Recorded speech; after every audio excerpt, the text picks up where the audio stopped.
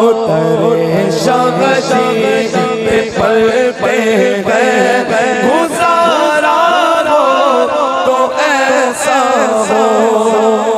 بس چلتے چلتے داماد پیغمبر فاتح خیبر مشکل کشا حیدر کرار مولا علی. آؤ مولا علی کی ولادت کے موقع پر مولا علی کی بات سنائے دیتا ہوں. محبت سے بولو سبحان اللہ. مولا علی ایک روز قبرستان گئے. قبرستان کے اندر کھڑے ہو کر آپ نے قبر والوں کی طرف مخاطب ہو کے فرمانے لگے اے قبر والوں کس حال میں ہو بتاؤ. اے قبر والے بتاؤ ذرا کس حال میں ہو. قبروں کے اندر سے آواز آئی علی حال نہ پوچھو. مولا علی نے فرمایا میں تمہیں ادھر کا حال بتائے دیتا ہوں. کہنے لگے علی کیا حال ہے ادھر. مولا علی حیدر کرار نے فرمایا ادھر تم مرے, تم نے بڑے بڑے کاروبار تیار کیے تھے, زمینیں خریدی تھی, گھر بنائے تھے, مگر جیسے تمہارا دم نکلا تمہاری موت آئی, تمہارے بیٹے جھگڑنے لگے, سارا مال آپس میں بانٹ لیا, زمینیں بٹ گئی, جائیدادیں بٹ گئی, تمہارے گھر جو تم نے بڑے شوق سے بنائے تھے, بڑی محنت کا پیسہ لگایا تھا, تمہاری اولادوں نے ان گھروں کو جو ہے دیواریں لگا کر بانٹ لیا, تقسیم کر لیا, ان مکانوں کو بیچ ڈالا, ان کے بدلے الگ الگ خرید لیے. تم نے بڑے دل سے کاروبار کیے تھے, تمہاری اولادوں نے وہ کاروبار چوپٹ کر دیے, ختم کر دیے. تمہاری بیویاں جو تم سے محبت کی باتیں کیا کرتی تھی, تمہارے ساتھ جینے مرنے کی قسمیں کھایا کرتی تھی, تم ادھر مر گئے. عدت پوری کی, چند دن گزرے, انہوں نے دوسرے نکاح کر لیے, اب وہ دوسروں کے ساتھ وہی باتیں کرنے لگی ہے.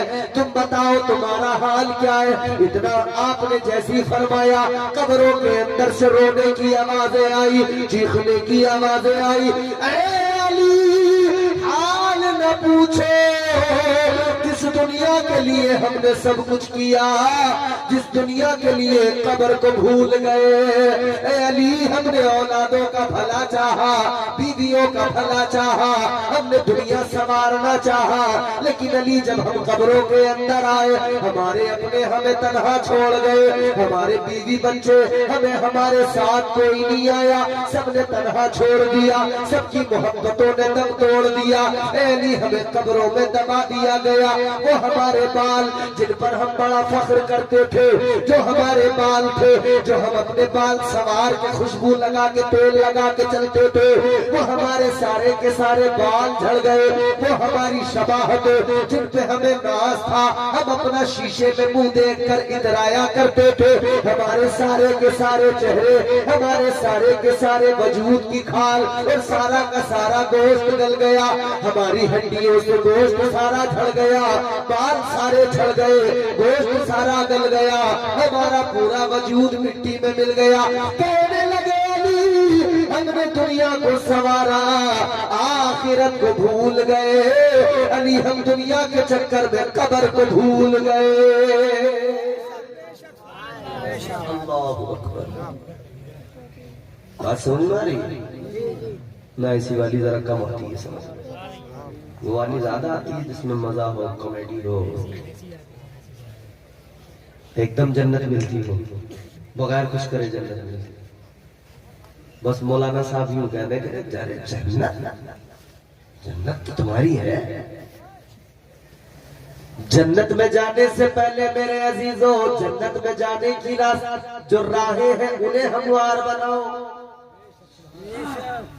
اور جانتے ہو میرے حضور نے فرمایا جب بندہ قبر میں جاتا ہے نا, دباتی ہے قبر. کیا کرتی ہے؟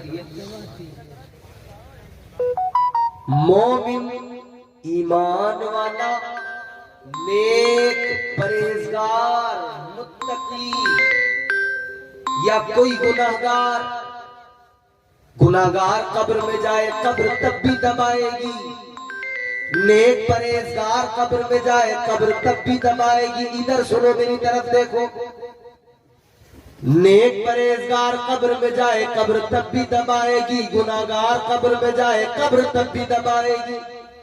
دونوں کو برابر قبر دباتی ہے. میرے آقا نے فرمایا دباتی دونوں کو ہے مگر ذرا سا فرق ہے. وہ کیا فرق ہے؟ تاجدار مدینہ والی کائنات کے غلاموں ذرا غور کرو. فرمایا گیا جب کوئی گناہگار, جب کوئی بدکار قبر کے اندر گنہگار جاتا ہے, بے نمازی جاتا ہے, جھوٹا مکار جاتا ہے, کاذب جاتا ہے, چغل خور جاتا ہے, جب کوئی ایسا آدمی قبر میں جاتا ہے فرمایا گیا قبر اس کو دباتی ہے. تو انداز دبانے کا یہ ادھر والی پسلیوں کے اندر یوں گھس جاتی ہے, ادھر والی پسلیوں میں جسم سارا ٹوٹنے لگتا ہے, ہڈیاں ساری چٹکنے لگتی ہے, ٹوٹنے لگتی ہے, ان کی آوازیں بھی نکلتی ہے. بہت تکلیف ہوتی ہے. اتنا دباتی ہے میرے عزیزوں قبر. وہ منظر یاد کرو کتنا سخت منظر ہے. ہاں میرے عزیزوں قبر ایسے ہی دباتی ہے. لیکن فرمایا گیا یہ تو قبر گنہگار کو دباتی ہے, لیکن نیک پرہیزگار قبر میں جائے قبر اسے بھی دباتی ہے. اس کو کیسے دباتی ہے؟ فرمایا تاجدار مدینہ نے والی کائنات نے فرمایا جب نیک پرہیزگار قبر میں جاتا ہے قبر اس کو بھی دباتی ہے, مگر انداز یہ ہوتا ہے جیسے کوئی ماں اپنے بچے کو گود میں لے کر پیار سے ممتا سے دباتی ہے, ویسے ہی نیک انسان کو قبر بھی دبایا کرتی ہے.